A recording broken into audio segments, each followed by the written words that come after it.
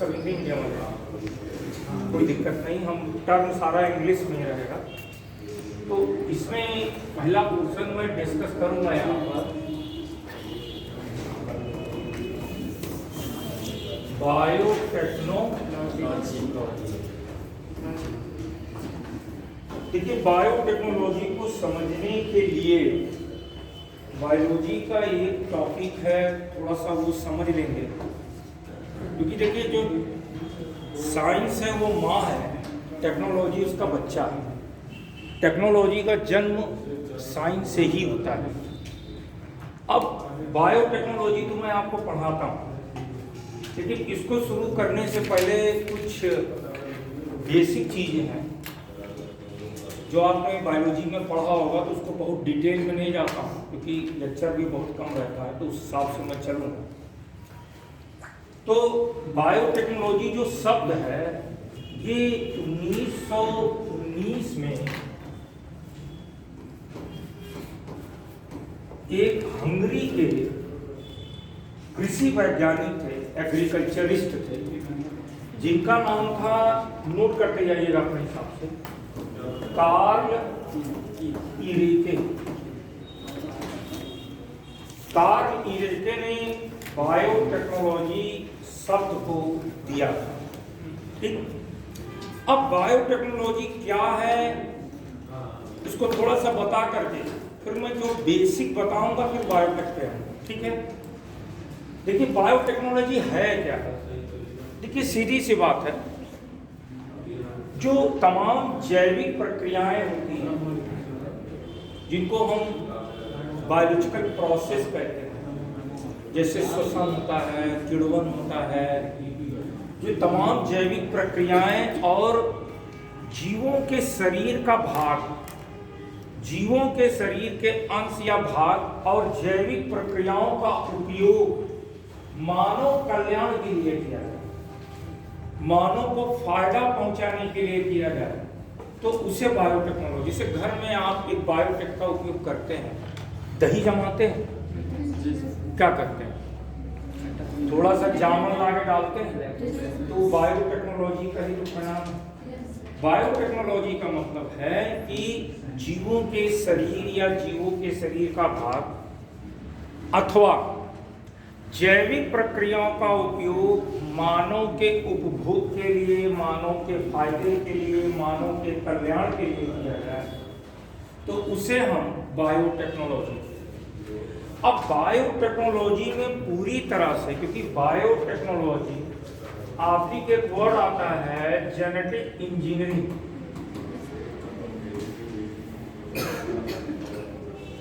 आज का दौर जो है वो जेनेटिक इंजीनियरिंग का होता है।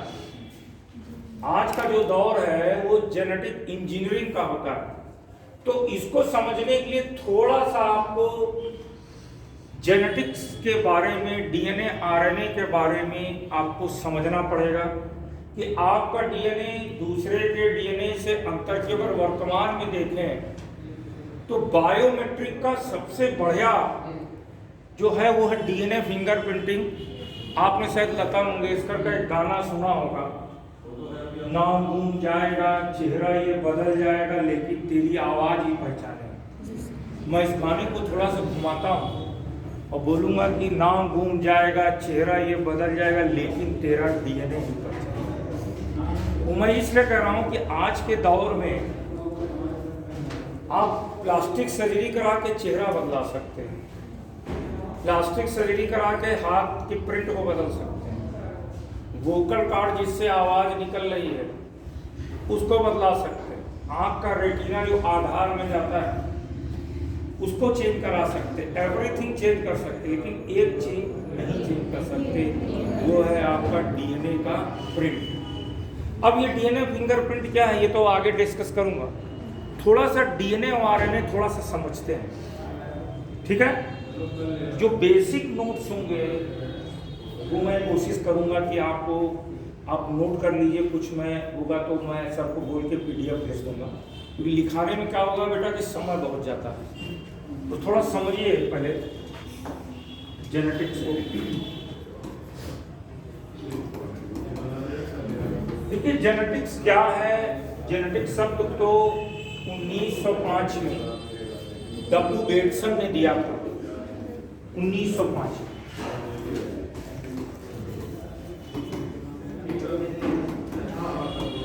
इस शब्द को दिया था,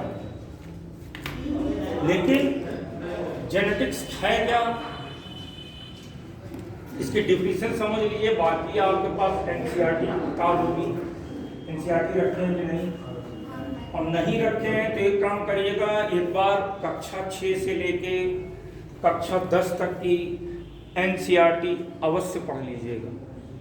देखिए यहाँ पर क्या है कि एनसीईआरटी में शुरू होना है, खत्म एनसीईआरटी पे नहीं होना है, तो बिल्कुल ध्यान रखिए। एनसीईआरटी पे शुरू होना, खत्म नहीं होना। तो यहाँ पर बेसिक ये समझिए कि एक पीढ़ी से दूसरी पीढ़ी में लक्षणों के जाने की विधियां और अगली पीढ़ी में उत्पन्न संततियों में दिखाई देने वाली विभिन्नताओं के अध्ययन को जेनेटिक्स, यानी एक पीढ़ी से दूसरी पीढ़ी में लक्षण कैसे जाता है, अगली पीढ़ी में जो संततियां आती हैं उनमें विभिन्नताएं कैसे दिखाई देती हैं, क्यों होती विभिन्नता।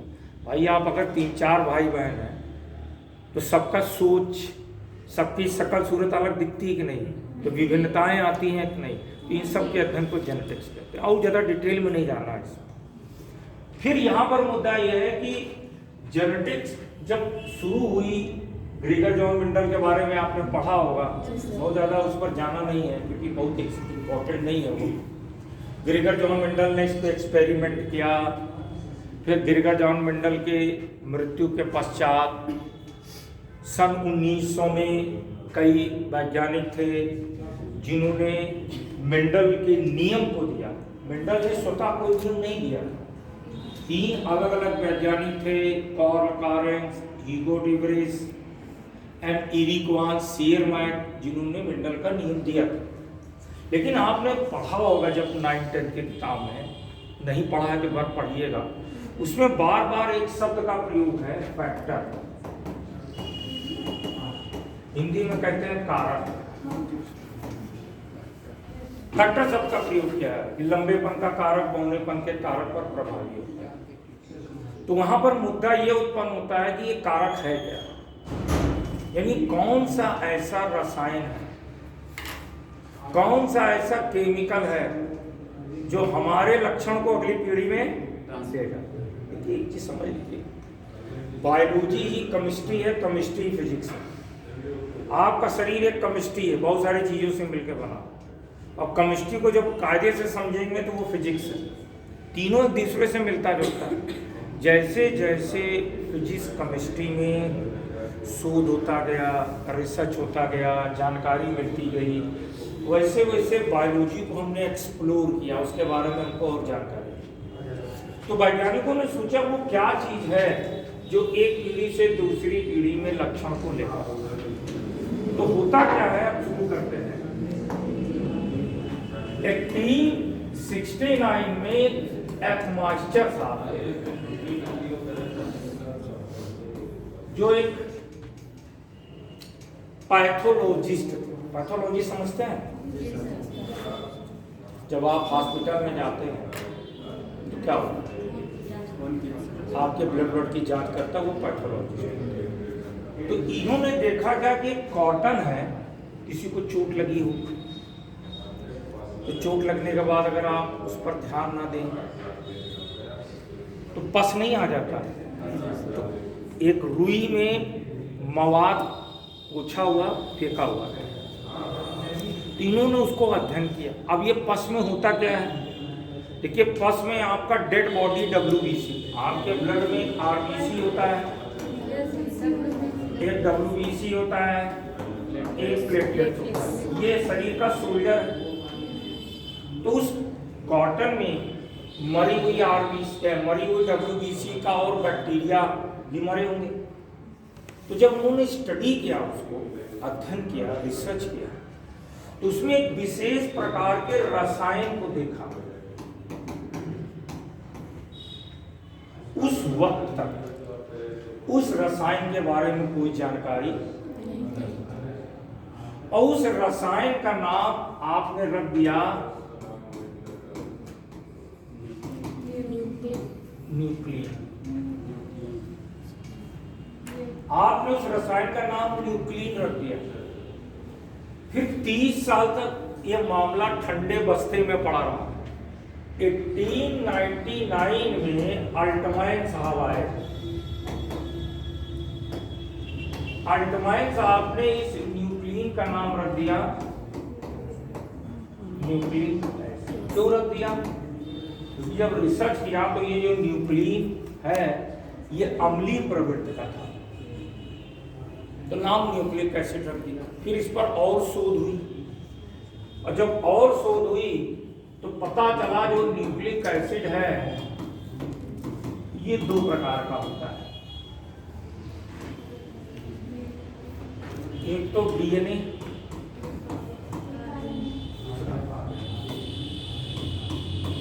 दो प्रकार का। अब डीएनए का नाम डीएनए क्यों रखा गया? आरएनए का नाम आरएनए क्यों रखा गया? क्या ये इस धरती पर 8.7 मिलियन ऑर्गेनिज्म है, क्या उनका ये एक पीढ़ी से दूसरी पीढ़ी में लक्षण ले जाने वाला यही है? तो उत्तर है यही। तो इसका नाम डीएनए आरएनए क्यों रखा गया?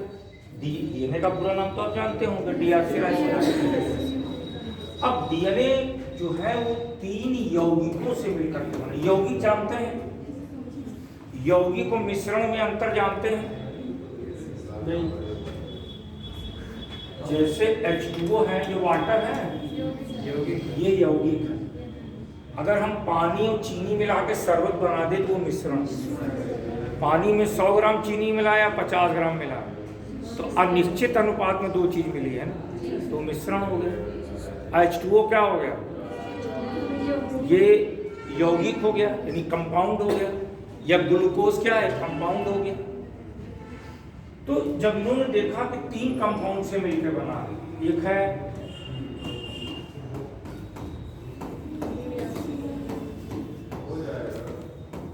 शुगर,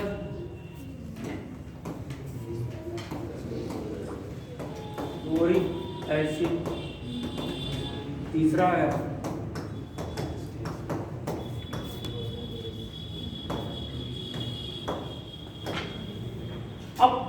जो नाइट्रोजनस बेसिस है, ये 2 प्रकार का होता है।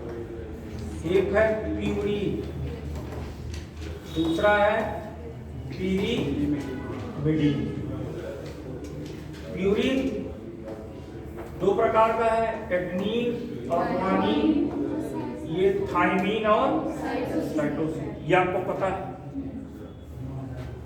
मुद्दा जहां पे है वो मैं आता हूं वहां पर, क्योंकि बेसिक नहीं समझेंगे तो वो समझ में नहीं आएगा। दिक्कत ये है। राइबोस शुगर, दूसरा है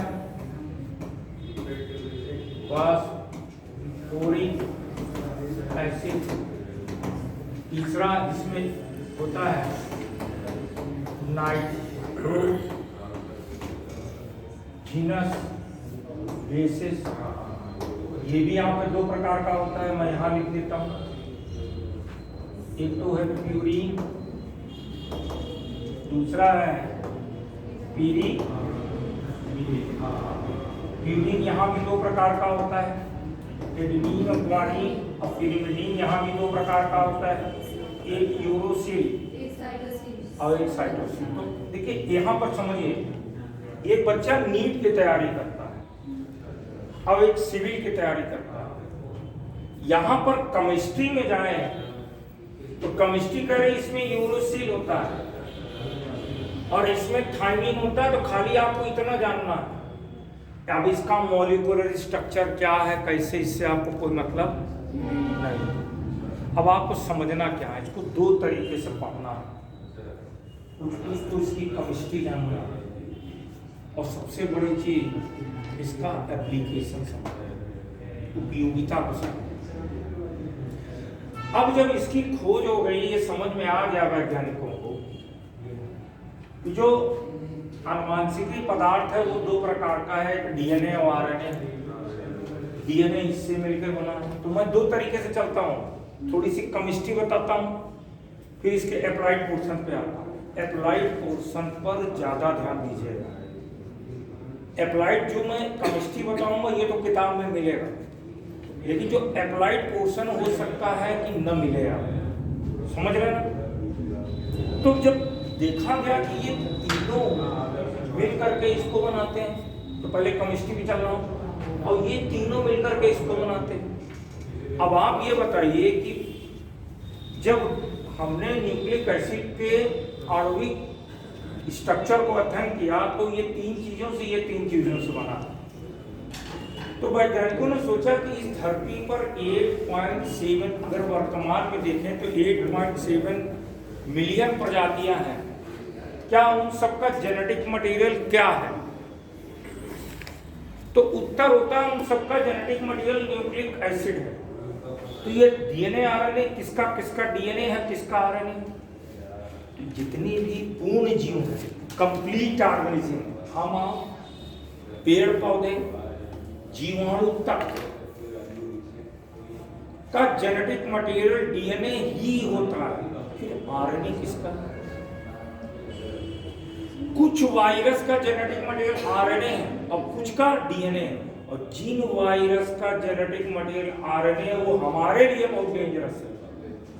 डेंगू फीवर, चिकनगुनिया, कोरोना, जितने भी खतरनाक वायरस वाले रोग हैं वो सब, जितने भी आरएनए वाले वायरस, जितने भी खतरनाक रोग आप में वायरस से होते हैं, ज्यादातर उसमें आरएनए वायरस।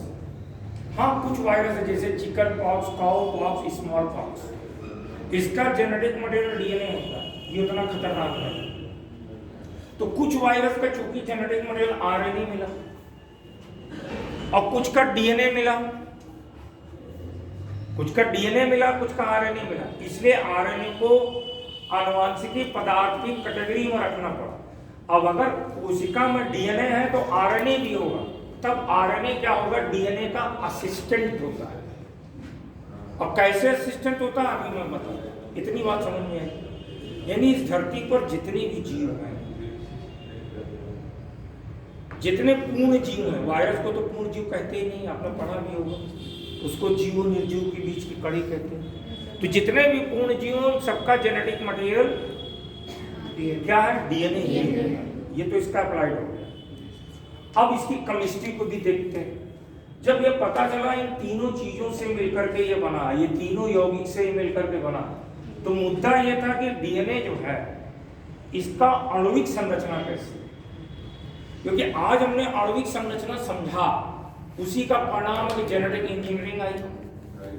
तो ये तीनों आपस में जुड़ करके कैसे डीएनए को बना रहे हैं, इस पर शोध शुरू हो गया। ठीक, कोई दिक्कत तो नहीं, यहां तक समझ में आया?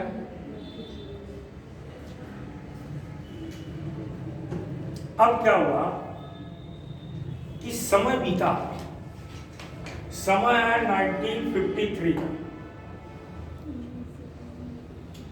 1953 में एक फिजिस्ट थे, यानी एक भौतिक विज्ञान शास्त्री थे। मैंने कहा हाथ पैर फिजिक्स, केमिस्ट्री है, biology.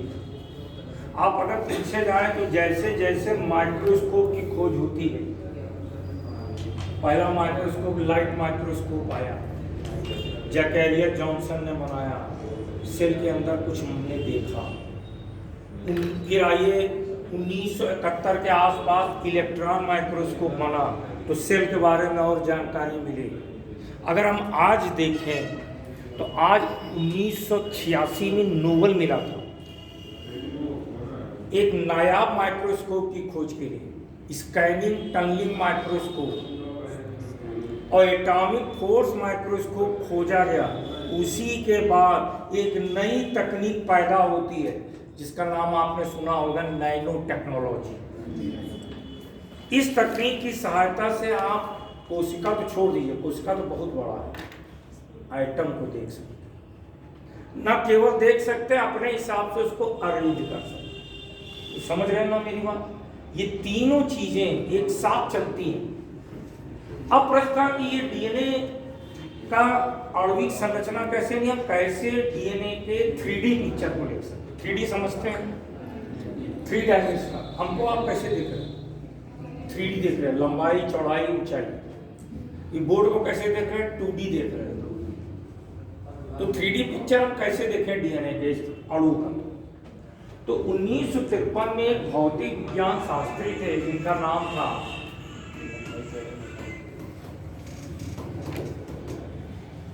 M Wilkins, Morris Wilkins. तो उन्होंने फिजिक्स में एक तकनीक को खोजा। उस तकनीक का नाम है एक्सरे डिफ्रैक्शन टेक्नोलॉजी। उस तकनीक का नाम है एक्सरे डिफ्रैक्शन टेक्नोलॉजी। इस तकनीक, ये तकनीक जब उन्होंने खोजा तो एक, जैसे आप आज तो इंटरनेट का जमाना है, जो कुछ खोजा इंटरनेट में डाल दिया। तो इन्होंने, जब कोई भी साइंटिस्ट कुछ खोजता है तो बहुत सारे वैज्ञानिक आते हैं, उनके सामने लेक्चर देता है कि हमने ये ऐसे ऐसे, तो एक लेक्चर डिलीवर कर रहे हैं, एक लेक्चर दे रहे थे, वक्तव्य प्रस्तुत कर रहे थे वैज्ञानिकों के समक्ष इसके बारे में कि इसकी सहायता से किसी भी अणु का, अणु जानते हैं ना, हाँ, किसी भी अणु का 3D पिक्चर कैसे ले सकते हैं इसकी जानकारी वो दे रहे। उस लेक्चर थिएटर में दो बंदे बैठे थे, एक का नाम था जेडी वाटसन और दूसरे का नाम था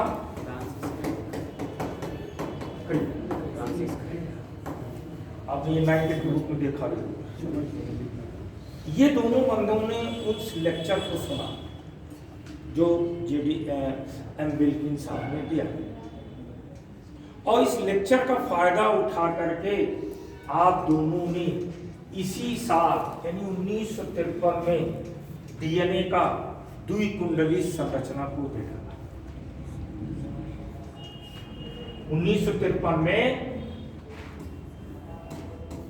double helical model of DNA को इन्होंने दे दिया, और इसके लिए 1962 का आप दोनों को उस जमाने में बहुत बड़ी खोज मानी जाती, बहुत बड़ी खोज मानी जाती। इसके लिए नोबेल मिला 1962 में।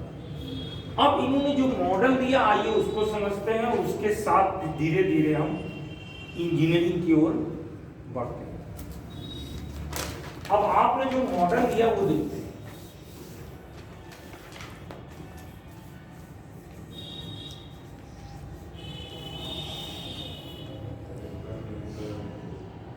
ये देखिए 20 एंगस्ट्रॉम है। एंगस्ट्रॉम जानते हैं, बहुत छोटा होता है, 10⁻⁻10 होता है। इसकी मोटाई 20 एंगस्ट्रॉम थी, और एक चक्कर जितनी दूरी कितनी थी, 34 एंगस्ट्रॉम। और इसमें क्या था, एडेनिन हमेशा थाइमिन से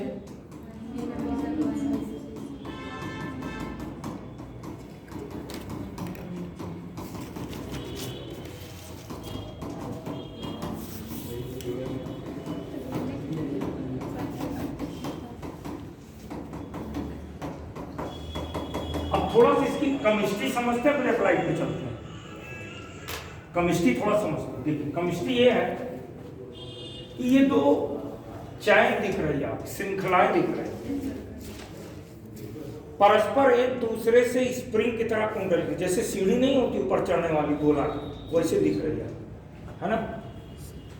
इसमें ये दिख रहा है कि एडेनिन हमेशा थाइमिन से, ग्वानिन हमेशा साइटोसिन से जोड़ता है। अब आप कहें सर ये इससे क्यों जोड़ता है, अब उसको समझने के लिए केमिस्ट्री में जाना पड़ेगा, और केमिस्ट्री बहुत ज़्यादा आपको इसमें पढ़ना नहीं। ये क्यों जोड़ता है, इसकी टेंडेंसी है, उसका मोलिकुलर, उसकी अणु की संरचना ऐसी है कि वो उससे जुड़ता है, इतना समझ लो। एडेनिन थाइमिन से, ग्वानिन साइटोसिन से जोड़ता है, ठीक है। तो ये जो आप देख रहे हैं दो चैन परस्पर कुंडलित है। एक चैन को हम कहते हैं पॉली न्यूक्लियोटाइड, यानी दो पॉली न्यूक्लियोटाइड की श्रृंखलाएं परस्पर एक दूसरे से जुड़ी।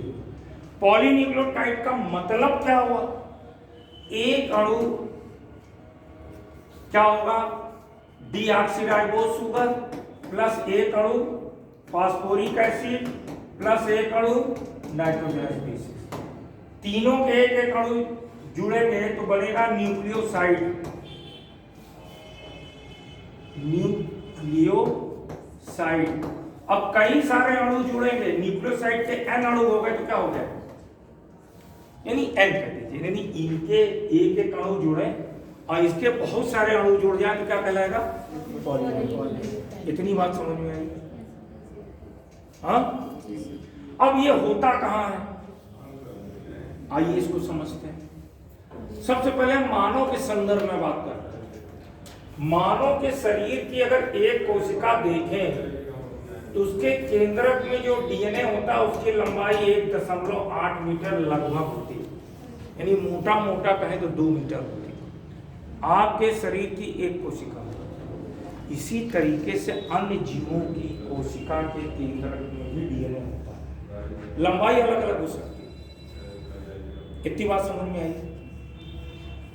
अब आपके शरीर की प्रत्येक कोशिका में 1.8 मीटर लंबा डीएनए है। इतनी बात समझ में आई?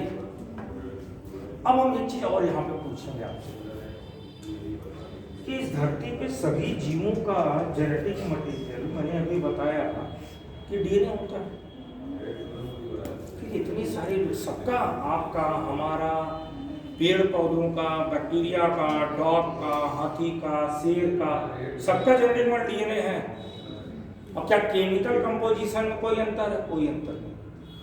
उसका डीएनए भी ऐसे ही है, हमारा डीएनए भी ऐसे ही है, आपका डीएनए भी ऐसे ही है।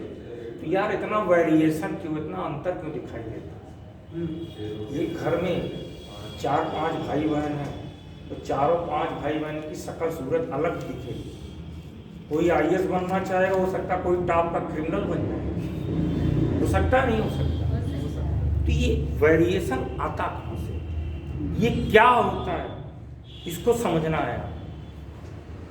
इसको एक एग्जाम्पल से समझाता हूं। आप जितनी छात्र यहां बैठे हो सबका मोबाइल नंबर मुझको मालूम है। सर ऐसा कैसे हो सकता है? जैसे हमको सबका मोबाइल नंबर मालूम वैसे आपको भी मालूम। जानते हैं कैसे? 0 से 9 के बीच में मोबाइल नंबर है कि नहीं? सीक्वेंस नहीं पता, मोबाइल नंबर मालूम। कितने लोगों को मोबाइल नंबर बांटा जा सकता है? कितने लोगों को मोबाइल नंबर बांटा जा? आपके पास अपना मोबाइल नंबर है? ऐसा नंबर विश्व में किसी और के पास है? नहीं है ना। बस यही चीज यहां पर है। ये जो सीक्वेंस होता है ना, आपका 1.8 मीटर लंबा डीएनए है। बेस पेयर जानते हैं कितना होगा? 6 बिलियन बेस पेयर। ये एक बेस पेयर कहलाता है। 6 बिलियन बेस पेयर है। आपके डीएनए हमारे डीएनए में वही क्या अंतर है? सीक्वेंस का अंतर है। सीक्वेंस समझ रहे हैं? जैसे ये क्रम हम हर बार पढ़ाएंगे तो हर बार जो डीएनए का चित्र बनाएंगे उसमें जो बेस पेयर का सीक्वेंस होगा अलग अलग हो जाएगा। हो जाएगा कि नहीं हो जाएगा? मैं एआई तो नहीं हूं। एआई जो होगा वो सेम बनाएगा। एआई तो आने वाले समय में बहुत बड़ी समस्या पैदा करेगा, बहुत बड़ी समस्या पैदा करेगा। अभी हम नैरो एआई पे हैं, जनरल एआई की ओर बढ़ रहे हैं। एक समय ऐसा आएगा सुपर एआई आ जाएगा, सिंगुलरिटी एआई आ जाएगा। मतलब जानते हैं क्या है? सेल्फ कॉन्शियसनेस हो जाएगी। उसमें स्वयं की अपनी, अभी आप क्या करते हो? ये मतलब समझो, हार्डवेयर होता है, उसमें आप लॉगरिथम लिख करके डाटा डाल करके देते हो उसको। ये सॉफ्टवेयर हुआ। एक समय ऐसा आएगा, अभी आप जो डाटा डाल रहे हो वही डाटा आपके लिए समस्या पैदा करेगा। कैसे करेगा मालूम? मान लीजिए एक एग्जाम्पल देता हूं। कहीं नौकरी के लिए फॉर्म निकला, बहुत लोगों ने अप्लाई किया, कुछ काले लोगों ने भी किया, कुछ गोरे लोगों ने किया। और उस नौकरी में जो लेने वाले लोग थे वो गोरे लोग थे। उन्होंने गोरे लोगों को सिलेक्ट कर लिया, काले लोगों को नहीं सिलेक्ट किया। तो आपने जो वहाँ पे एग्ज़ाम दिया, जो भी हुआ, तो उसका एक डाटा बना कि नहीं? वो डाटा आपने डाल दिया एआई को तो नहीं पता कि वहाँ जो लोग बैठे थे उन्होंने गोरे लोगों का पक्ष लिया। एआई को ये समझ में आएगा कि गोरे लोग समझदार होते हैं, काले लोग बेकार। आपने बायस करके क्या किया? एआई को वो डाटा डाल दिया, और जब करप्ट डाटा डालेंगे, करप्ट इनपुट होगा तो करप्ट आउटपुट तो मिलेगा। और आने वाले समय में क्या होगा कि धीरे धीरे, अभी तो आप डाटा और लॉगरिथम डाल रहे हैं, एक समय ऐसा आएगा कि वो अपना लॉगरिथम खुद लिखिएगा, आपकी ज़रूरत ही नहीं है। आपका माइंड 120 बिट्स पर सेकंड में काम करता है। सुपर एआई का माइंड जानते हैं? बिलियन बिट्स पर सेकंड काम करेगा। यानी इस धरती के पूरे मानव के ब्रेन का जो प्रोसेसिंग हमारे आपके 120 बिट्स पर सेकंड है। एआई का बिलियन बिट्स पर सेकंड है। इस धरती के सारे मानव मिल करके भी प्रोसेसिंग करें तो उसके बराबरी, वो जो सोच सकता आप अकल्पनीय है आपके लिए। जैसे बंदर से हम बने, बंदर को हम नचा रहे हैं, एक समय ऐसा आएगा वो हमको नचाएगा। ये स्थिति होने वाली है। खैर, तो बात ही तो अब यहाँ पर ये समझते हैं हम पहले कि 6 बिलियन बेस पेयर हैं, और सब आपके डीएनए में और अन्य जीवों के डीएनए में और थोड़ा सा अंतर समझते हैं। देखिए, जैसे मैं यहाँ पर कुछ मोबाइल नंबर लिखता हूँ आपको समझने के लिए। जैसे मैंने लिखा आज से 15-20 साल पहले जो मोबाइल नंबर होता था 94 15 16 32 66, फिर 94 15 61 72 76, फिर 98 38 16 32 66, फिर 98 38 72 34 13, ये है नंबर। अब आपसे पूछा जाए कि ये अगर आपसे 15 साल पहले, आज तो सब मोबाइल नंबर मिक्स हो गया है, अब पूछा जाए किसका नंबर, तो आप कहोगे ये BSNL का, ये कहोगे वोडाफोन का है। पहले हुआ करता था ऐसे 15 साल पहले, अभी तो सब हौच पौच हो गया, आपका किसी में करना। अब आपने कैसे बताया कि BSNL का 4 डिजिट मिल रहा है? वैसे ही आपके डीएनए हमारे डीएनए में सिमिलरिटी, कुछ बेस पेयर सीक्वेंस में क्या होगा, क्योंकि एक कंपनी के नंबर में जो सिमिलरिटी वही मानो भी एक कंपनी का है, तो हमारे आपके डीएनए में भी वही सिमिलरिटी समानता मिलेगी। और जो आज समानता, या आप डॉग के डीएनए और अपने डीएनए को कंपेयर करेंगे तो वही अंतर मिलेगा जो 2 कंपनी के नंबर में। समझ रहे हैं बात को? सीक्वेंस में अंतर बहुत ज्यादा हो जाए आपके डीएनए में, जानवर के डीएनए में या पेड़ पौधों के डीएनए में। तो बात समझ में आई कि आपके डीएनए और अन्य जीवों के डीएनए में अंतर क्या होता है। ये बात समझ में आई? कोई दिक्कत तो नहीं? अब आगे बढ़ते हैं। समझ में आया कि डीएनए क्या है, कहाँ होता है? कोशिका के केंद्र में होता है। अब बात करते हैं यहाँ पर जो मेन मुद्दा है कि ये जीन है क्या। मेंडल के समय में जीन शब्द नहीं। आज क्या करते हैं, आज आपने सुना बीटी कॉटन बनाया जाए, मैं पढ़ा होगा कभी, DMH11 बनाया गया, इसका जीन निकाला उसने डाला। मेरा मुद्दा ये है कि पहले जीन तो समझिए कि जीन होता क्या है, तब तो इंजीनियरिंग समझेंगे, है ना।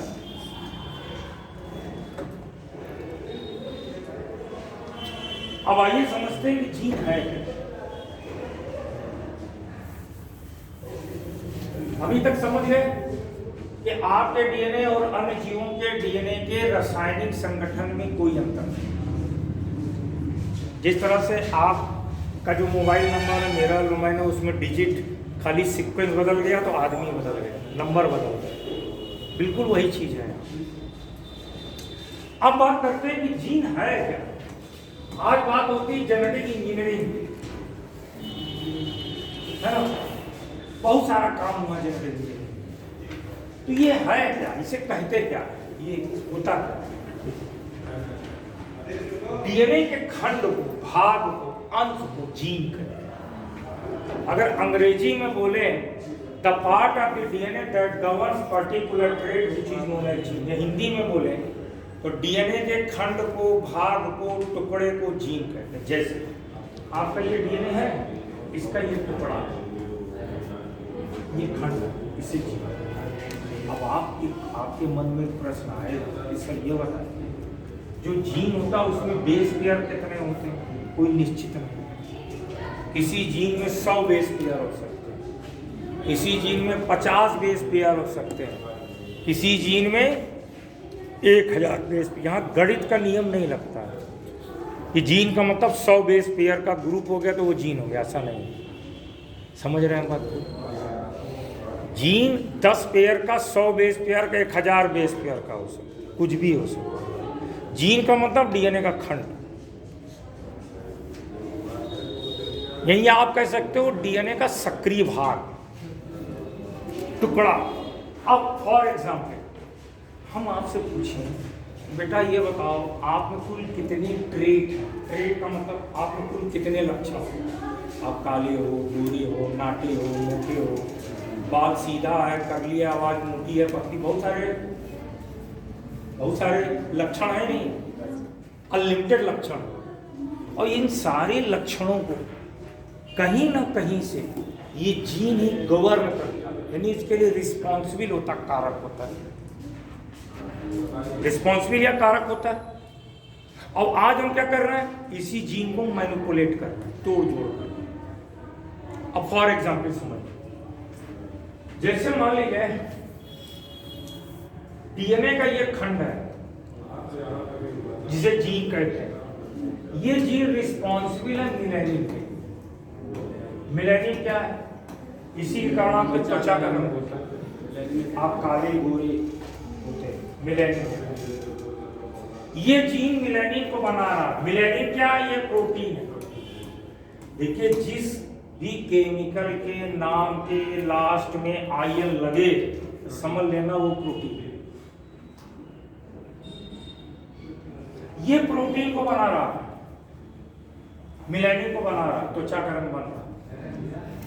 अब अगर ये जो सीक्वेंस देख रहे हैं इसको मैनिपुलेट करना, ये सब डिलीट हो जाए या इसमें कुछ और जुड़ जाए बाहर से, या जो सीक्वेंस ऊपर नीचे हो जाए तो ये मिलेनिन हो सकता कम बने या ज्यादा बने, या हो सकता ना बने। और जब नहीं बनेगा तो क्या हो जाएगा? एल्बिनो जिसको कहते हैं रंजक,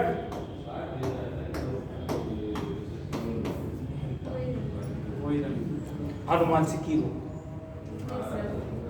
आनुवांशिकी रूप का मतलब क्या है? वह रोग जो जीन में डिफेक्ट से होता है, और ये डिफेक्ट आजकल बहुत हो रहा है, पहले नहीं था। कारण क्या? Climate change. क्लाइमेट चेंज क्या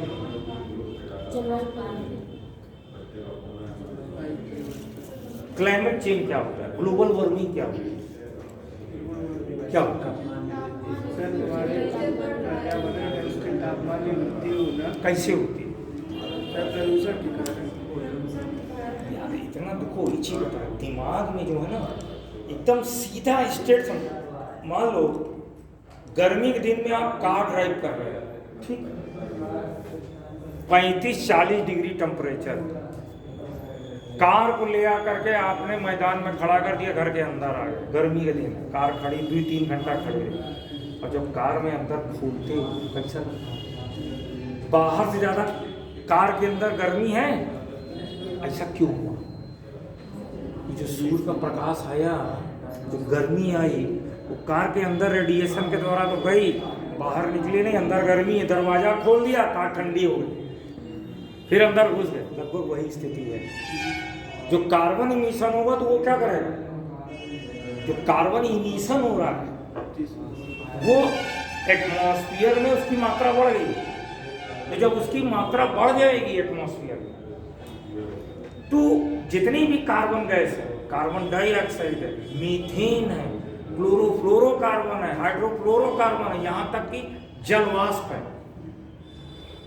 ये क्या करेगा? हीट को पकड़ लेता है, छोड़ता नहीं है, तो गर्मी ज़्यादा बढ़ेगी, और गर्मी बढ़ी तो और बढ़ती जाती है।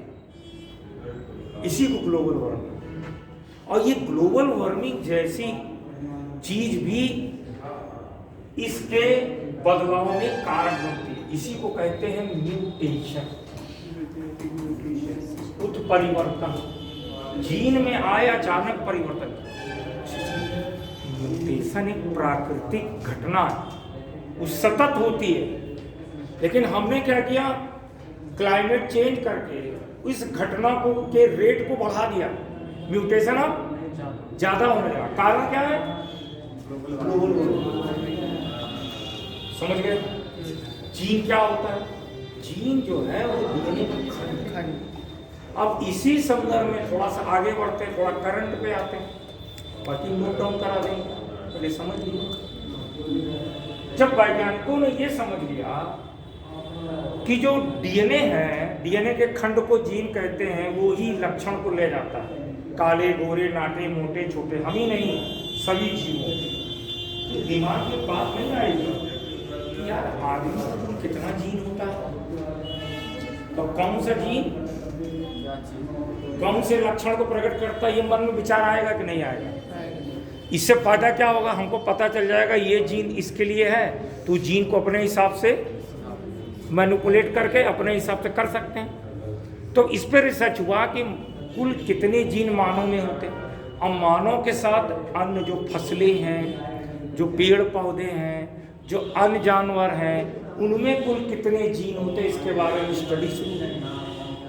जैसे मानव के बारे में जाने तो आप देखिए 1990 का समय है। 1990 में एक इंटरनेशनल प्रोजेक्ट शुरू हुआ था जिसका नाम है, शॉर्टकट में HGP कहते हैं, human genome project. Human genome project, इसको HGP कहते हैं। यह प्रोजेक्ट 1990 में शुरू हुआ। इसका टारगेट क्या था? ये पता लगाना कि मानव में कुल कितने जीन होते हैं और कौन सा जीन कौन से लक्षण के लिए कारक है। 1990 में प्रोजेक्ट शुरू होता है, 2000 में यानी 10 साल के बाद इसका रिजल्ट आता है। इसके रिजल्ट में कहा जाता है कि मानव में 25 से 30 हजार जीन होते हैं जो विभिन्न लक्षणों के कारक हैं। अब इसी के पैरेलल और जीवों का भी अध्ययन हुआ। जैसे बैक्टीरिया का अध्ययन हुआ कि बैक्टीरिया में कुल कितने जीन होते हैं, उसमें 6000 जीन पाए गए। एक छोटा सा कीड़ा होता है निमेटो, उसमें 10,000 जीन पाए गए, नहीं 19,000 जीन पाए गए, और उसमें मात्र 10,000 कोशिका होती। यार कहाँ मानव और कहाँ छोटा सा बैक्टीरिया, मेरी बात समझ रहे हैं? कहाँ मानव कहाँ छोटा सा बैक्टीरिया, इतना अंतर क्यों है? इसका मतलब अभी ये प्रोजेक्ट पूरा नहीं हुआ। तो ये प्रोजेक्ट दोबारा फिर शुरू किया गया, फिर 2010 में फाइनल हुआ, 2010 में फाइनल हुआ, जिसमें पता चला कि क्या होता है कि एक जीन एक लक्षण का कारक बन सकता है। कभी कभी कई जीन मिलकर के एक लक्षण को प्रकट करते हैं, और कभी कभी एक जीन कई लक्षण के रिस्पॉन्सिबल होते हैं। यहाँ कोई गणित का नियम नहीं लगता कि एक जीन तो एक लक्षण को ले जाए, एक जीन कई लक्षण को ले जा सकता, कई जीन मिल करके एक लक्षण को ले जा सकते। तब ये पता चला। अब इससे फायदा क्या हुआ ह्यूमन जीनोम प्रोजेक्ट से? देखिए ह्यूमन जीनोम प्रोजेक्ट जो शुरू हुआ था उसमें सबसे ज़्यादा जो पैसा खर्चा किया वो USA में खर्चा किया। तो उसमें जब प्रोजेक्ट शुरू होता है तो उसमें उस देश के लोगों का DNA सैंपल लिया जाता है, तब तो करेंगे। तो ज़्यादातर अमेरिकन लोगों का DNA सैंपल लेके प्रोजेक्ट किया, इसका रिजल्ट आया। भारत उस समय इस प्रोजेक्ट में शामिल नहीं हुआ। भारत प्रोजेक्ट में शामिल नहीं हुआ, लेकिन भारत ने 2020 में यानी 5 साल पहले कोविड के दरमियान एक प्रोजेक्ट शुरू किया। इसका नाम रखा genome India project.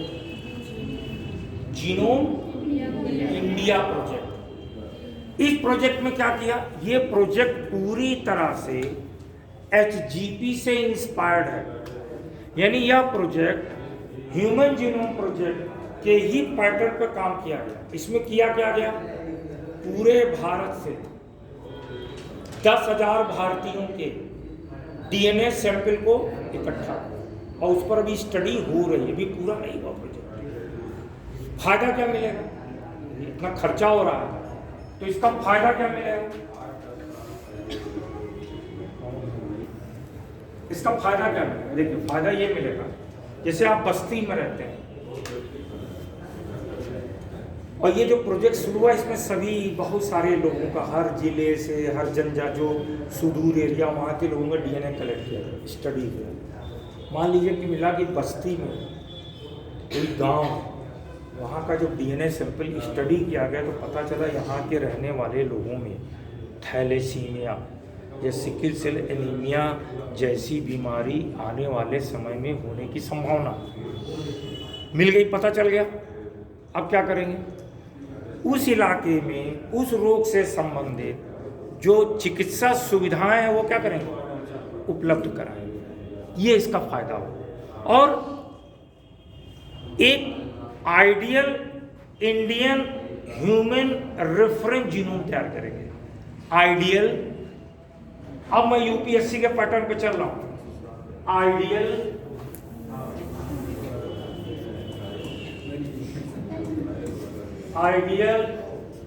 Indian human reference genome तैयार करें।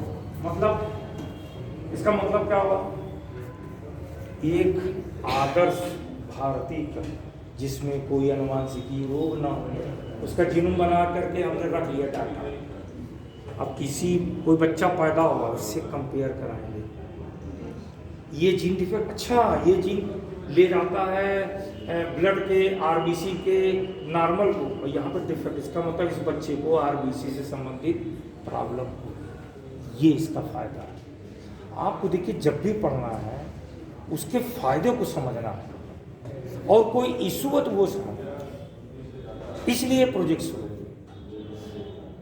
समझ रहे हैं मेरी बात को।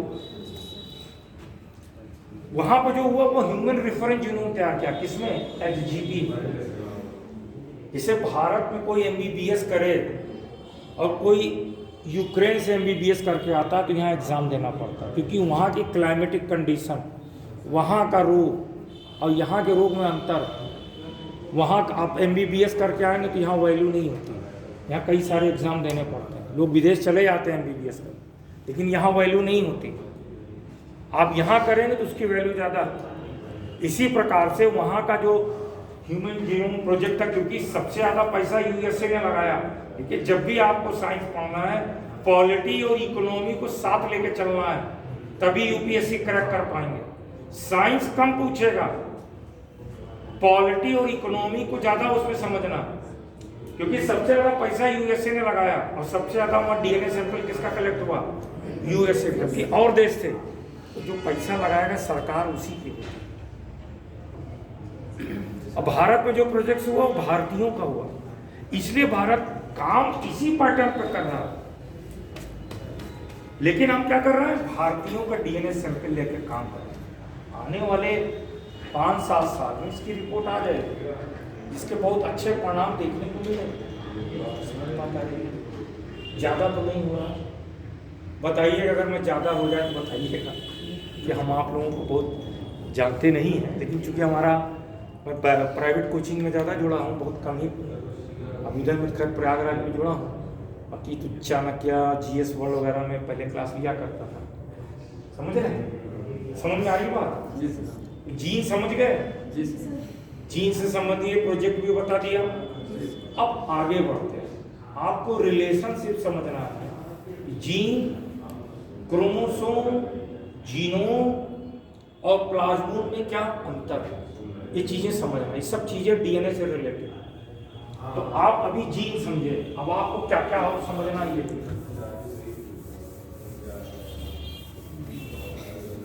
आपको समझना है क्रोमोसोम, जिसको हिंदी में कहते हैं गुणसूत्र, और आपको समझना है जीनोम, आपको समझना है प्लाज्मोम, ये आपको समझना है। तो जीन समझ गया, डीएनए समझ गया, अब क्रोमोसोम समझिए है ना। ये बेसिक चीजें समझना, ये है क्या।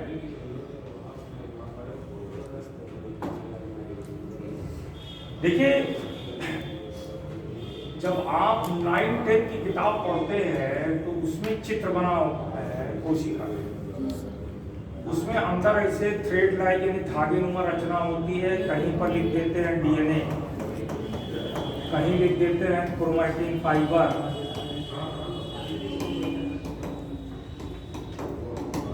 और कहीं लिख देते हैं क्रोमोसोम।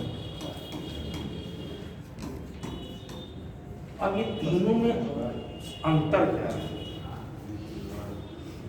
इसको समझना।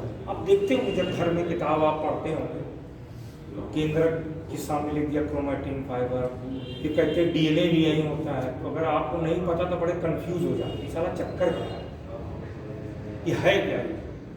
आइए समझते हैं इसको।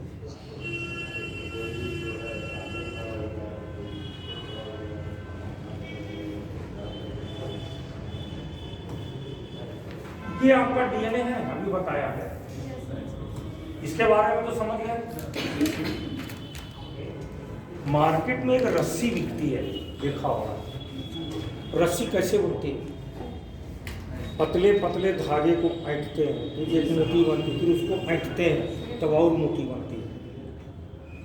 अब एक काम करिए, जो पतले पतले धागे हैं ना, इन धागों में मोती डाल दीजिए, पिरो दीजिए, बहुत सारे धागों में मोती पिरो दीजिए, तो लड़ी नहीं बन जाती। अब कई लड़ी ले लीजिए, अब कई लड़ी को जब ऐंठेंगे तो ऐसे मोटा बनेगा, इसमें मोती भी अंदर धसी रहेगी, और फिर इस तरीके के कई सारी मोटी लड़ी ले लेंगे, और इसको जब ऐंठेंगे तो क्या बनेगा, ये हो गया डीएनए। ये जो मोती पड़ा है ये हो गया हिस्टोन प्रोटीन, इसमें हिस्टोन प्रोटीन होता है। जो मोती है उसको हिस्टोन प्रोटीन मानते हैं। देखिए ऐसा है ना, हम वो चीज बताते हैं जो इमेजिन कर पाए। जब इमेजिन कर पाएंगे तो कॉन्सेप्ट क्लियर होगा। अब इसके डिटेल में आप पढ़े नहीं है तो इमेजिन करना मुश्किल है, जब इमेजिन करते हैं तो चीजों को समझना आसान हो जाता है। अब ये हिस्टोन प्रोटीन हो गया। अब इसको जब मिला के कॉइलिंग किया तो ये हो गया क्रोमैटिन फाइबर।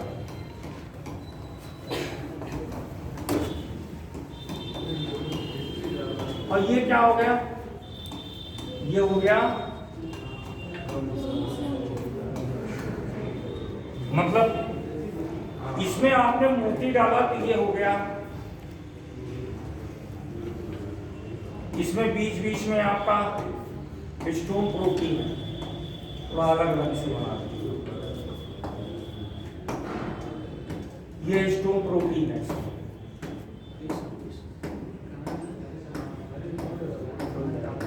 ये हो गया क्रोमैटिन फाइबर, और ये हो गया आपका क्रोमोसोम। यानी जब इसमें सुपर कॉइलिंग कर दिया, ये कॉइलिंग हुई, हिंदी में कहेंगे कुंडलन, और ये क्या हो गया पराकुंडलन।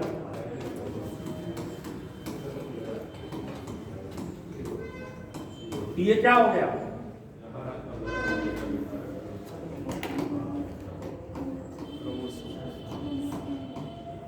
और इसमें हिस्टोन प्रोटीन क्या होगी, और ज्यादा संगठित हो जाएगी। यानी इसकी आपने सुपर कॉइलिंग, सॉरी इसकी आपने क्या किया, सुपर कॉइलिंग कर दिया।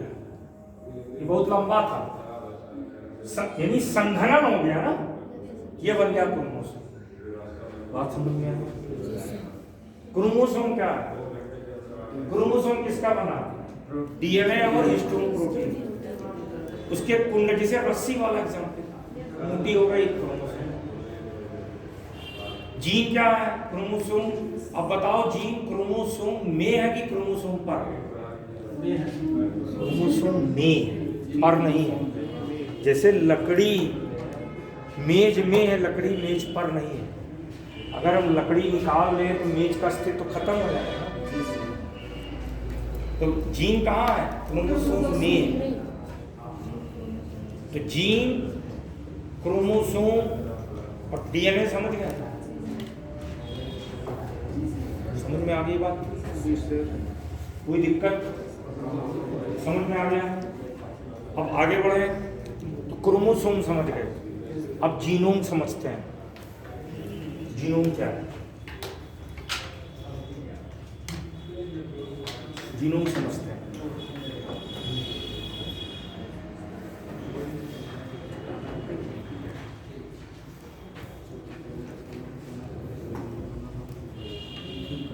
देखिए जीनोम क्या होता है?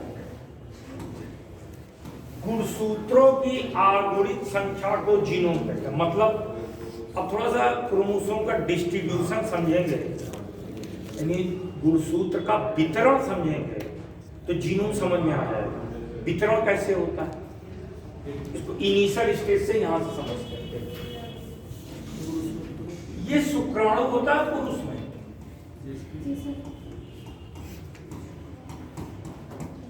और स्त्री में अंडाणु होता है। इसको स्पर्म कहते हैं, इसको ओवा कहते हैं। इसमें n बराबर 23 होता है, n बराबर 23 होता है। इसे गुणसूत्रों की आगुणित संख्या कहते हैं। इंग्लिश में हैप्लॉइड नंबर कहते हैं। क्या कहते हैं?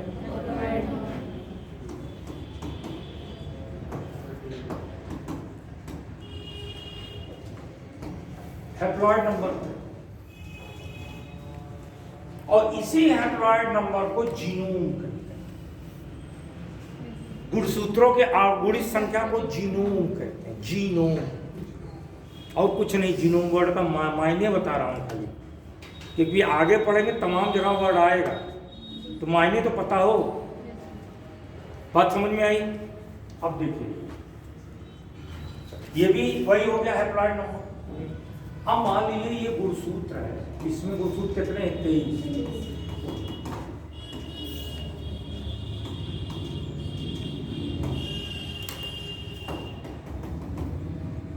23 है।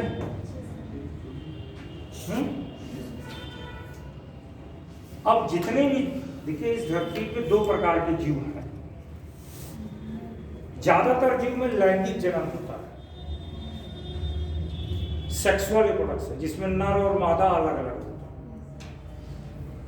और कुछ जीव ऐसे होते हैं जिनमें अलैंगिक जनन होता है। जैसे आपका जीवाणु हो गए, कुछ कवक हो गए, कुछ शैवाल हो गए। तो जब लैंगिक जनन होता है तो देखेंगे कि ये दोनों का न्यूक्लियस क्या होता है? मिलता है। इसको साइंस की भाषा में एक वर्ड है, इंग्लिश में कहते हैं फर्टिलाइजेशन, हिंदी में कहते हैं निषेचन। अब जब निषेचन होगा तो ये दोनों मिलेगा, ये क्या बनेगा?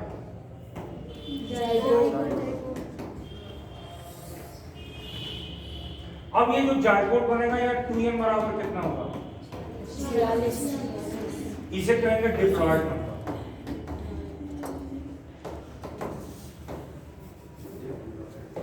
अब एक चीज आप थोड़ा सा दिमाग लगाइए, जिन जीवों में लैंगिक जनन होता है, देखिए आपके शरीर में कोशिका दो प्रकार की होती है। एक तो दैहिक कोशिका, ये पूरा शरीर। दैहिक कोशिका को अंग्रेजी में सोमैटिक से पढ़े। देखिए एक चीज ध्यान रखिएगा, जब भी विज्ञान पढ़िएगा टर्मिनोलॉजी अंग्रेजी में तैयार करिएगा, नहीं तो क्वेश्चन गलत हो जाएगा। बिल्कुल डेट श्योर है। अगर आपने टर्मिनोलॉजी हिंदी में पढ़ी तो बेड़ा गर्क हुआ, युग्मना मुझे कोई दिक्कत नहीं, मुझे 20 साल हो गया पढ़ाते हुए। आप लोग शायद बहुत सारे पैदा भी नहीं हुए उनको से। 20 साल हो गया मुझे पढ़ाते हुए, 2001-2 से पढ़ा रहा हूँ। मैं एक एक वर्ड की हिंदी बता दूंगा, मुझे कोई दिक्कत नहीं। लेकिन हिंदी में बहुत लोचा, युग्मना जो कि युग्मक कंफ्यूज हो जाएंगे। युग्मक कहते हैं गैमीट को, इसको युग्मना जिसको कहते हैं। लेकिन इंग्लिश का वर्ड क्या है? अच्छा, जाइगोट। और जो कॉपी चेक करता है खासकर साइंस की, उसको हिंदी नहीं आती। वो हिंदी मीडियम में साइंस में आगे की पढ़ाई नहीं होती। इसलिए अगर आप हिंदी में जब भी लिखिए मेन में, टर्मिनोलॉजी को भले अंग्रेजी में बना के लिखिए, लेकिन टर्मिनोलॉजी में शुद्ध हिंदी मत डालिएगा, नहीं गड़बड़ हो जाएगी, उसको समझ में नहीं आएगा। टर्मिनोलॉजी जितनी है सब अंग्रेजी में लिखिए, भले हिंदी में। अब जाइगोट को आप हिंदी में लिखिए, लेकिन युग्मनज मत लिखिए, जाइगोट ही हिंदी में लिखिए। समझदारी यही है, तो क्वेश्चन गलत हो जाएगा। अब जब ये दोनों मिला तो इसे कहते हैं क्या? इसे कहते हैं फर्टिलाइजेशन। हिंदी में निषेचन। अब देखिए,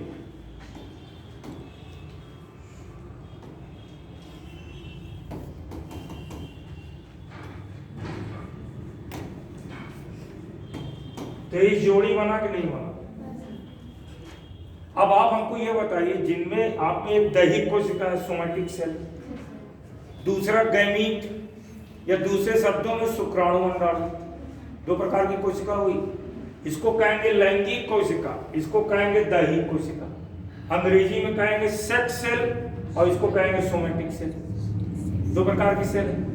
तो आपके या अन्य जीव जिनमें लैंगिक जनन होता है, उनमें गुणसूत्रों की संख्या हमेशा सम संख्या होगी। असम तो नहीं हो सकती ना। आधा कैसे होगा? ये भी कल बड़ा होगा, बच्चा पैदा करेगा, शुक्राणु अंडाणु बनेगा, तो गुणसूत्र आधा कैसे होगा? अगर इसमें मान लो 45 गुणसूत्र होता तो आधा कैसे होगा? 45 नहीं होगा ना। 48 हो सकता है, 47 नहीं हो सकता, 49 नहीं हो सकता, 50 हो सकता है। तो आप देखें कि जितने भी जीव जिनमें गुणसूत्र है, भैंस में 48, डॉग में 78, सम संख्या मिलेगी। मेरा कहने का आशय है, दैहिक कोशिका में जिनमें लैंगिक जनन, मैं बैक्टीरिया की बात नहीं कर रहा हूँ, बैक्टीरिया में तो एक ही होता है। जिनमें लैंगिक जनन होता है उनमें हमेशा गुणसूत्रों की संख्या सम संख्या होगी, इवन नंबर होगा। उसको कहते हैं इवन नंबर, ऑड नंबर नहीं मिलेगा। हाँ, अगर गैमीट होंगे, इसको सामूहिक रूप से आप गैमीट कह सकते हो। ये नर गैमीट हो गया या मादा गैमीट या शुक्राणु या इनमें गुणसूत्रों की संख्या सम या विषम हो सकती है। समझ में आ रही है? सम या विषम इनमें हो सकती है, लेकिन इसमें नहीं हो सकती। ये बात समझ में आई? अब देखिए, ये समझ गए आप। अब आप ये चीज देखिएगा, इसमें प्रत्येक गुणसूत्र की 2 प्रतिलिपि है, 2 कॉपी ऑफ ईच क्रोमोसोम। प्रत्येक गुणसूत्र की 2 प्रतिलिपि है, एक पापा से आई, एक मम्मी से आई। जोड़ा बना कि नहीं बना? कभी कभी कुछ लड़के हमसे पूछते हैं कि ये बताइए सर, क्या पुरुष का जीन स्त्री के जीन पे प्रभावी होता है? तो मैं उनसे ये कहता हूँ, बेटा ये बताओ, चीनी और नमक नर है कि मादा?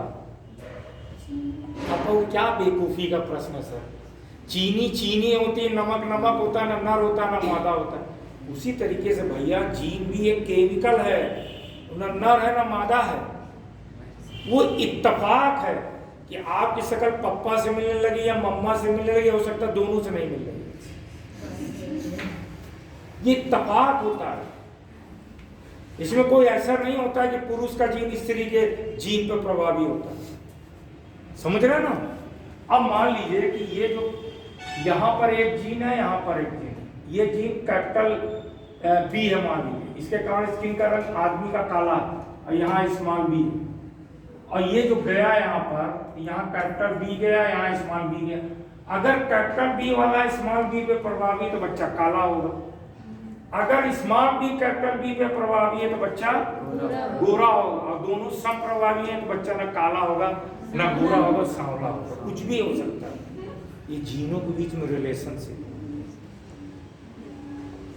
जीन क्रोमोसोम में होता है, जीन डीएनए का खंड होता है और कुछ नहीं है जीन। मेंडल ने अपने समय में फैक्टर शब्द का इस्तेमाल किया था, क्योंकि उस समय डीएनए पता ही नहीं था, क्रोमोसोम पता ही नहीं था। क्यों नहीं पता था? कि उस समय इतने अच्छे फिजिक्स के इंस्ट्रूमेंट नहीं थे, केमिस्ट्री की जानकारी नहीं थी। समझ रहे हैं बात को? तो क्रोमोसोम समझ गए, क्रोमोसोम का डिस्ट्रीब्यूशन समझ गए, आगे बढ़े, कोई दिक्कत तो नहीं है। अब हम आगे बढ़ते हैं और बात करते हैं जीन, जीनोम, क्रोमोसोम हो गया। अब प्लाज्मोम की बात करते हैं। यहां पर 2016 में रिसर्च हुआ, यूपीएससी में क्वेश्चन दिया है, तो बात करते हैं कि ये प्लाज्मोम क्या होता है। ये प्लाज्मोम क्या होता है? समझ में आ रहा है कि मजा भी आ रहा है? मजा भी आ रहा है, यही होना चाहिए। देखिए, जब तक आपके खोपड़ा को मजा नहीं आता है तो पढ़ता नहीं है। खोपड़ा को जब मजा आने लगता है तब वो पढ़ता है, और जब तक आप को मजा नहीं आएगा आप नहीं पढ़ोगे, चाहे जितना अच्छी चीज पढ़ाई जाए। ये सबके साथ होता, मेरे साथ भी होता था जब मैं पढ़ता, डार्विन के साथ भी होता था, और खासकर डार्विन के साथ होता था। डार्विन जब पढ़ते थे तो जब उनको गणित पढ़ाई जाती थी, थे वास्तव में वो थे मैथमेटिशियन भी थे और चर्च में पादरी भी हुए डार्विन। तो जब वो टीचर उनको मैथ पढ़ाता था तो पीछे बैठते थे, खिड़की से कूद के बाहर भाग जाते थे, और बहुत सारे प्लांट और एनिमल को देखते थे और सोचते थे इससे ये आया कि इससे ये आया। 1831 में बीगल नामक जहाज था, उस पे वर्ल्ड टूर पे गए, और जब वर्ल्ड टूर से लौट, उनके फादर जो थे वो एक डॉक्टर थे, उनको डॉक्टर बनाना चाहिए। तो वर्ल्ड टूर से जब लौट के आए तब उन्होंने किताब लिखी 1859 में, on the origin of species,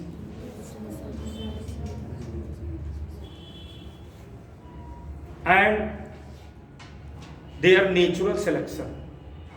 ये किताब उनकी इतनी पॉपुलर हुई कि यूरोप में बाइबल के बाद लोग इसकी पूजा करते थे। उसमें उन्होंने सर्वाइवल इज द फिटेस्ट का सिद्धांत दिया था, इस पे से क्वेश्चन आया है, और उन्हीं के पैरेलल में लेमार्क और डार्विन में देखिए बहुत बड़ा अंतर है। दोनों सही हैं, लेमार्क भी सही है, डार्विन समझाने का, जैसे यही टॉपिक को दूसरा टीचर का उसको बहुत अच्छा ज्ञान है, लेकिन आपको एक्सप्लेन ना करे, आप कहें मजा नहीं आया। तो लेमार्क साथ वही था।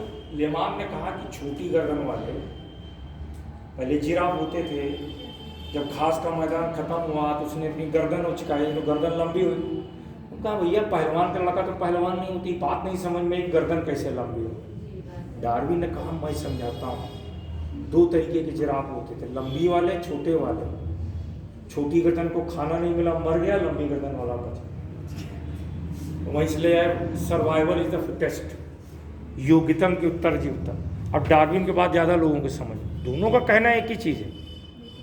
बाद में डार्विन ने किताब और लिखी, the descent man and their relation to sex, जिसमें मानव की ओरिजिन यूथोपिया से हुई, कैसे मूव करके पूरे विश्व में फैला, इसके बारे में उन्होंने कहा। यह बुक भी उनकी बहुत नायाब बुक है डार्विन। तो ये समझाने का तरीका में इन चीज होता है। अब हम बात कर रहे हैं आपसे कि प्लाज्मोन होता क्या है, आइए इसको समझते हैं।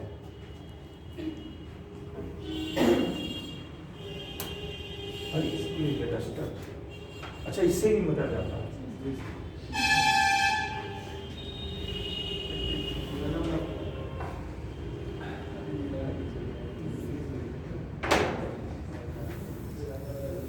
अब देखिए ये प्लाज्मोन होता क्या है।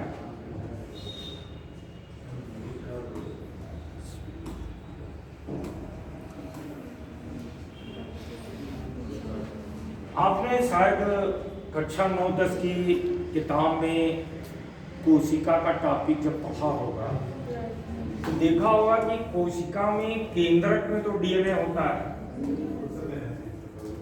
केंद्रक के अतिरिक्त भी कोशिका में डीएनए कहीं पाया जाता है, पता है किसी को पता हो कहीं?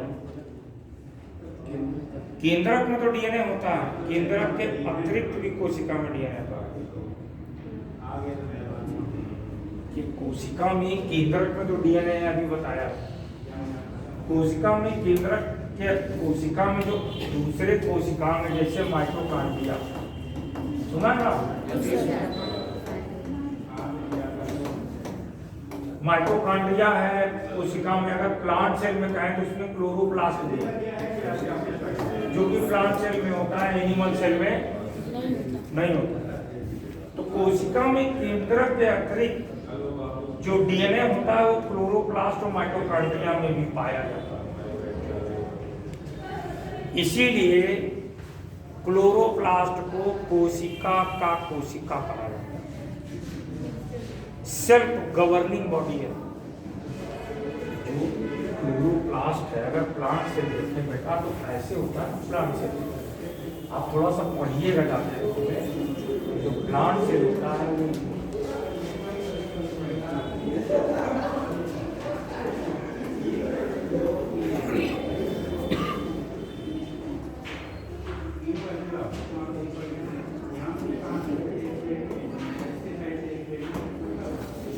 ये माइटोकॉन्ड्रिया, क्लोरोप्लास्ट, ये क्या क्लोरोप्लास्ट, ये क्या है? इसमें भी डीएनए होता है, इसमें ये प्रकाश संश्लेषण करता है, इसे कोशिका का ऊर्जा घर, इन दोनों में डीएनए होता है। अगर एनिमल सेल की बात करें तो उसमें माइटोकॉन्ड्रिया होता है और इसमें भी डीएनए। तो कोशिका में केंद्रक के अतिरिक्त पाए जाने वाले डीएनए को प्लाज्मोन कहते हैं। अब 2016 में क्या हुआ, इस पर यूपीएससी ने क्वेश्चन भी पूछा, उसी को बता रहा हूं। तो जो केंद्रक के अतिरिक्त कोशिका में जो डीएनए पाए जाते हैं उसे प्लाज्मोन कहते हैं, केंद्रक के अतिरिक्त। अब देखिए माइटोकॉन्ड्रिया में पाए जाने वाले डीएनए को कॉन्ड्रियोजीन कहते हैं, कॉन्ड्रियोजीन। और क्लोरोप्लास्ट में पाए जाने वाले डीएनए को प्लास्टोजीन कहते हैं। समझ बात आई? अब अप्लाइड पोर्शन पे आए। अनुवांशिकी दृष्टि से हम अपने माँ के करीब ज्यादा होते हैं कि पापा करीब ज्यादा होते हैं? हम अपने माँ के करीब ज्यादा होते हैं। क्यों? आइए समझते हैं। जब हमारा आपका निर्माण होता है, ये शुक्राणु होता है, ये अंडाणु होता है, यहां पर माइटोकॉन्ड्रिया होता है, इसके अंदर यहां पे माइटोकॉन्ड्रिया होता है। जब निषेचन होता है तो हेड का पोर्शन अंदर जाता है और दोनों का न्यूक्लियस मिलता है, जाइगोट बनता है। अब इस जाइगोट में माइटोकॉन्ड्रिया किसका रहा? मम्मा का रहा कि पप्पा का रहा? मम्मा का। ये माइटोकॉन्ड्रिया बाहर चला गया। तो आपके शरीर की सारी कोशिका में जो माइटोकॉन्ड्रिया कहाँ से आया? माँ से। अब मौसी करीब ज्यादा है तो बुआ करीब ज्यादा? मौसी है। मौसी। मामा करीब ज्यादा है कि चाचा करीब ज्यादा है? Genetically we are too near to our maternal family than our paternal family. अब इसका अप्लाइड देखिए क्वेश्चन, इसका अप्लाइड समझिए। एक टेक्नोलॉजी बताते हैं आप, ये समझ गए?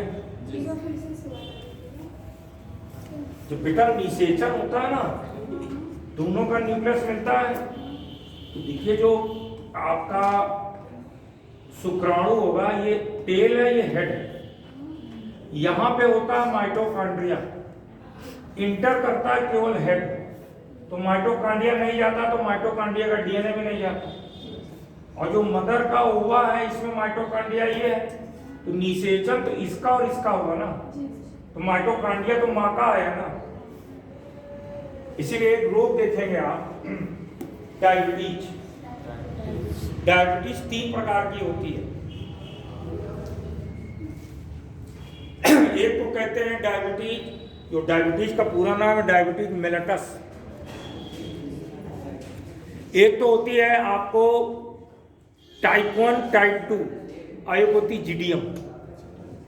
टाइप 1 जो होती है वो जेनेटिक होती है, टाइप 2 होती है वो फिजियोलॉजिकल रीजन होता है, खान पान से होता है।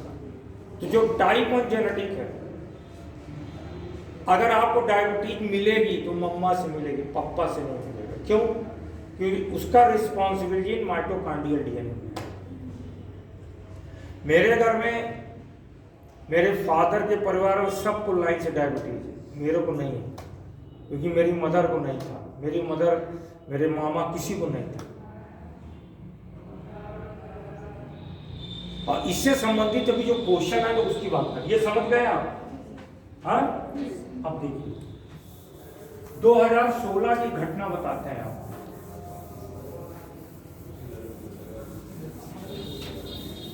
यूपीएससी में क्वेश्चन आया था यहां से,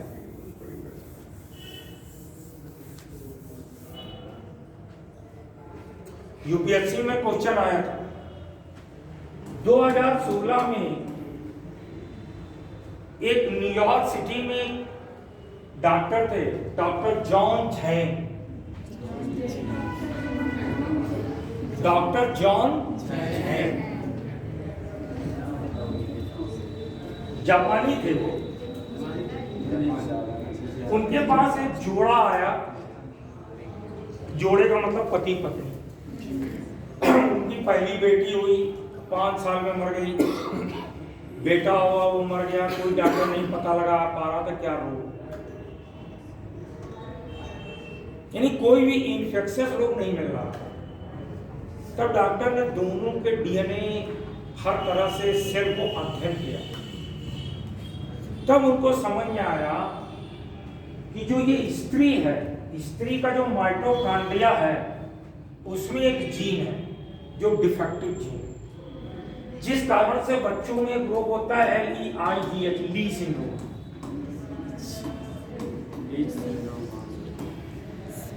ली सिंड्रोम होता है। ली सिंड्रोम में समझ लीजिए मस्तिष्क की जो वायरिंग है वो ठीक नहीं है। आपके ब्रेन में जो तंत्रिका कोशिकाओं की वायरिंग है ना, वो थोड़ा गड़बड़ हो गई है। जैसे घर में वायरिंग होती है, गड़बड़ हो गई, इसलिए बच्चे मर जाते हैं।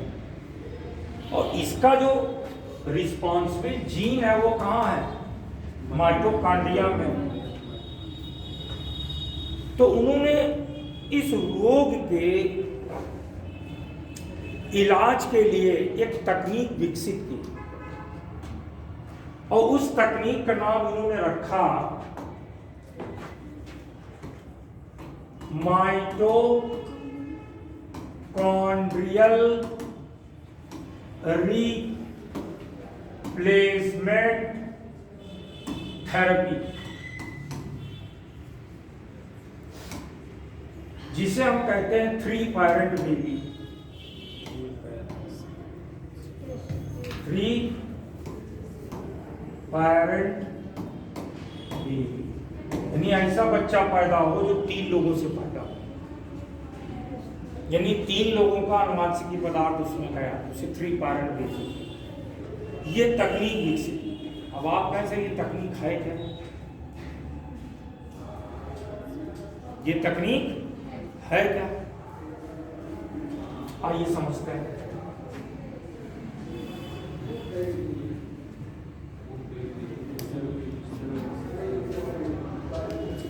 जब ब्रेक के मूड में होंगे तो बता दीजिएगा। अब इन्होंने किया क्या, ये देखिए, अब पति पत्नी दोनों आए उनके पास, तो पति से ले लिया स्पर्म, ये हस्बैंड का क्या ले लिया स्पर्म। इसमें तो कोई प्रॉब्लम है नहीं थी, सही था। जो वाइफ थी, वाइफ का ले लिया ओवा, इसका स्पर्म इसका ओवा, ओवा में माइटोकॉन्ड्रिया में समस्या थी। एक और अदर उन्होंने ले लिया,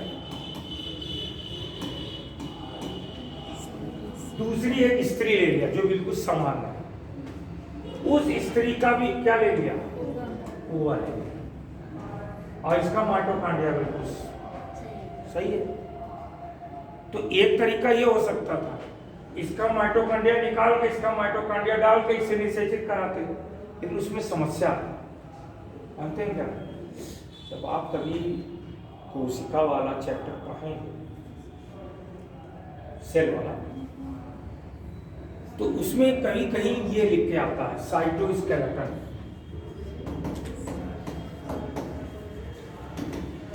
कभी नाम इसका। अच्छा, ये जानते हो कोशिका एक फैक्ट्री है, फैक्ट्री है ना? ये बताओ, जो बड़ी बड़ी फैक्ट्री होती है उसमें बहुत सारे इंस्ट्रूमेंट होते हैं, तो इंस्ट्रूमेंट को क्या करते हैं, हर जगह टाइट करते हैं कि नहीं, नट बोल्ट से फिक्स करते हैं कि नहीं फिक्स करते हैं। अब आपकी कोशिका में तो बहुत सारे इंस्ट्रूमेंट हैं, तो सबको एक जाल बिछा होता है कोशिका के अंदर, बहुत महीन सा, जैसे मच्छरदानी नहीं होती है वैसे महीन सा जाल बिछा होता है, उसी जाल में सारे इंस्ट्रूमेंट क्या होते हैं, फंसे होते हैं। नहीं तो आप ऐसे करेंगे तो वो सब जो अंदर जो इंस्ट्रूमेंट है तैरेंगे नहीं, ऐसे ऐसे नदी में कुछ डाल दो तो तैरेगा नहीं ऐसे ऐसे, उसको नदी में एक जगह फिक्स करने के लिए क्या करना पड़ेगा, उसको बांधना पड़ेगा। तो साइटोस्केलेटन में सारे इंस्ट्रूमेंट, माइटोकॉन्ड्रिया है, क्लोरोप्लास्ट है, या मान लीजिए उसमें गोल्गी बॉडी, सब क्या होते हैं, फिक्स रहते हैं। तो ये बहुत टेढ़ा काम था। तो उन्होंने जानते हैं क्या किया, इसका जो जब उन्होंने लिया, इसका न्यूक्लियस डिस्कार्ड का मतलब निकाल कर फेंक दिया, वो निकालना आसान हो। अब ये न्यूक्लियस तो निकाल दिया, माइटोकॉन्ड्रिया है, इसका न्यूक्लियस और इसका न्यूक्लियस लाके डाल दिया, तो इसका भी जेनेटिक मटेरियल गया, इसका भी गया, और इसका भी जेनेटिक मटेरियल गया कि नहीं गया। इसे 3' बेबी से नाम रखा गया माइटोकॉन्ड्रियल रिप्लेसमेंट। इसकी सहायता से 2016 में, आप नेट पे जाइएगा देखिए, 2016 में उन्होंने उस पति पत्नी को एक सामान्य शिशु को दिया, इस तकनीक का उपयोग कर। इसी को 3' बेबी या माइटोकॉन्ड्रियल रिप्लेसमेंट थेरेपी। बात समझ में आई? प्लाज्मोन समझ में आया? ठीक है। अब थोड़ी सी जेनेटिक इंजीनियरिंग से पहले कुछ जेनेटिक डिजीज समझ लेते हैं, फिर सीधा जेनेटिक इंजीनियरिंग में प्रवेश करते हैं। ठीक है, तो आइए थोड़ा जेनेटिक डिजीज समझते हैं पहले। ब्रेक चाहिएगा तो बता दीजिएगा।